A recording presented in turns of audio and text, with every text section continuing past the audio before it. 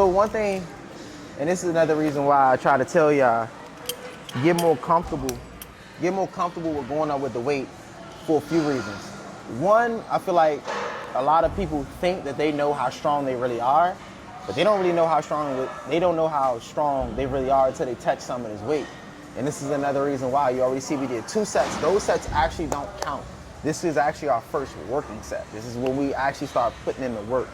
The other sets were to kind of see how the body feels, to be able to get what we want out of our exercise, and to decide if we're actually going to go up within a certain amount of weight. So I think we're going to end up going up to 4 plates. I can see that end up happening. You know what I mean? We got 2 more sets. The next one we definitely going to do 10 and throw another plate on there. But we might throw another plate on there from there. But I'm telling y'all this because I want you to understand where someone is saying 3 sets of 10 or 4 sets of 10, do understand those 3 sets and those 4 sets may be very different. You may see this on my program sometimes, mainly when I post on Instagram. I might say 4 sets of 20, 20, 15, 10, 8, and 8, you know what I mean? Mm-hmm. So based upon those, what we're doing is the lower the reps, 9 to 10, we're going up with the weight.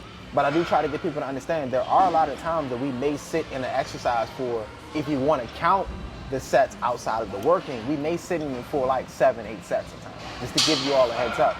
But like I said, this is to kind of feel the body through to see is it okay to go up with weight, or is it a situation where we should actually make a transition to another exercise, or worst case worse, let's take another set or 2 to actually activate and warm up that area, just to give you some clarity on that.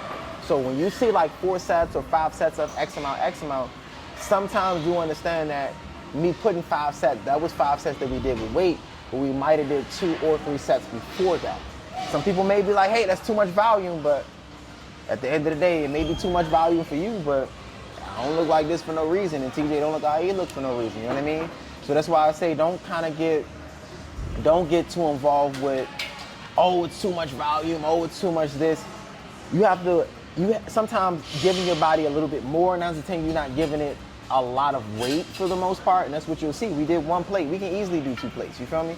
You see, he put the 2 plates on and still did the 10-second isometric hold at the end. So that does show you how much more you're able to do. But in reality, a lot of us always say that, oh, we're only able to do this much strength, but in reality, you didn't activate the muscles that are needed before you actually went into what you wanted to do. So example, you all didn't see the first 2 exercises that we did. We did leg curls and we actually did hip abductors before we actually started doing these. So do understand, we actually like to engage the areas, not with high stress, but stress the areas enough to a point that it's enough blood there. But let me do this because I'm talking too much. Let's get it. Nigga giving me way too much rest time. Yeah, I'm getting way too much. My bad.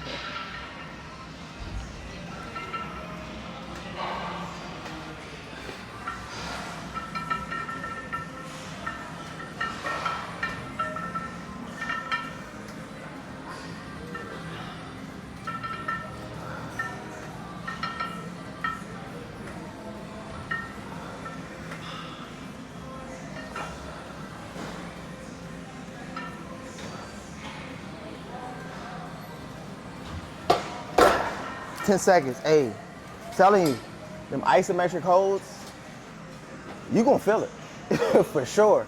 And like I said, these are great ways to actually build better conditioning as well, because you may not be able to hold at that weak point. Sometimes you may not be able to hold at that strong point, but you may be able to push through the motion. So add those isometric holds. As you can see, we add them in when TJ here.